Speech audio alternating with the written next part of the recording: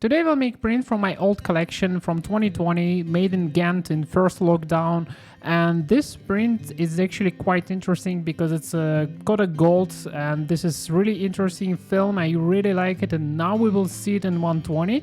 And this film I actually really like because it's print really well and it's much better than the Portra 400, and I really like the tones, the contrast, and you can literally push it a bit and you can create the same ISO 400 quite easily on this film if you develop yourself. So let's start with the first steps and unpack my enlarger. To remove all the dust from my pictures, I try to keep my setup clean. But for sure, my dream is to create the darkroom inside the clean room and keep everything clean on the standards all the time.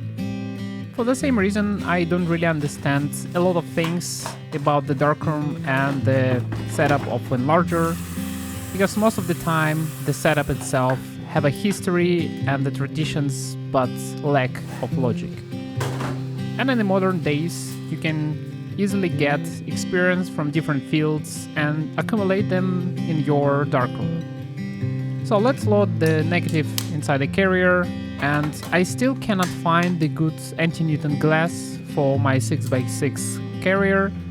So for now I'm using completely clean setup with above flat glass from Durst, and I completely clean up from the dust my negative, and I'm using anti-static gun to remove all the small particles in the hair.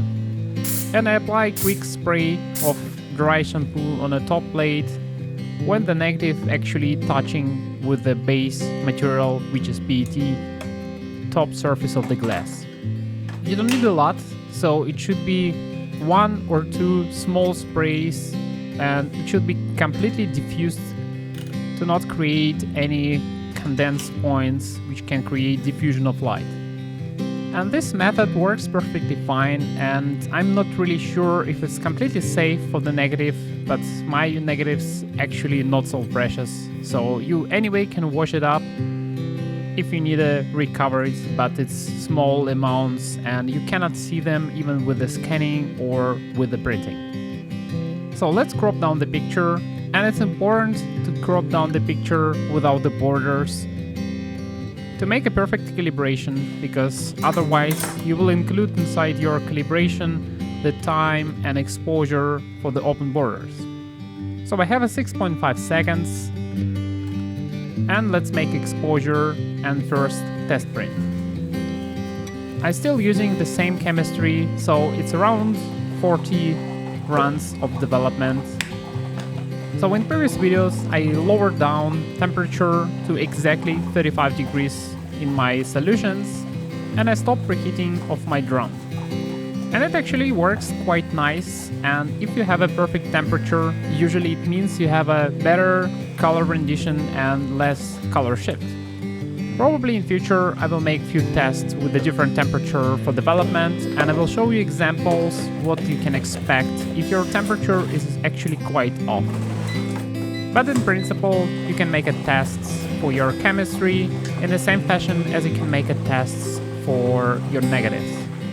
So you need a fully exposed paper, and if you develop it, it should be pure black color. If you have a strange tints, or if you have a not complete blacks, it means your chemistry is actually almost run out and you need to adjust or time or make a new chemistry.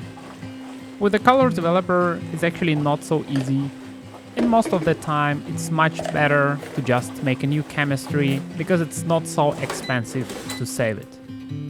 In my opinion, if you make 500 milliliters and you have a lot of retention inside your tank, you will run out from the chemistry sooner than the chemistry will go bad, especially with my temps of printing. So let's take a look on my first test prints, and let's dry it out and check if we need any color corrections. Because I wash all of my prints today with a small amount of water, it saves a lot of time and saves a lot of water, and it's actually removing the swelling effect from the paper, and the paper itself looks more rigid and not so bendy, and it's much better for the final result. As you can see from this part, the print itself quite balanced, and I have almost perfect color balance. So it's a more or less neutral color. And what I want to do with this print, I just want to make it a little bit warmer. Because it was evening and this is Kodak Gold pushed one stop, I'm expecting less sharpness but more micro contrast and more color information, and in general it should be more pleasant with the overall look of the picture. So let's go and reduce my yellow channel to make more symmetrical settings. And when I stabilize all of my processes, I actually have almost symmetrical setting on my cyan and magenta channel. And if you develop the final print, usually you can expect that your final settings will be around 60-60-0. It's not always true, but for this print, at least I get almost the same, and I kept this warmth and look on the building, and at the same time it's not too yellow and not unbalanced. And as you can see, I completely removed the problem with the dust, so I have almost 0 points of dust, and I have 0 problems with the Newton rings. So less defects means I can print more and care more about the results and my artistic choices. So the idea behind this print is only one simple correction, and it's only one correction with the temperature.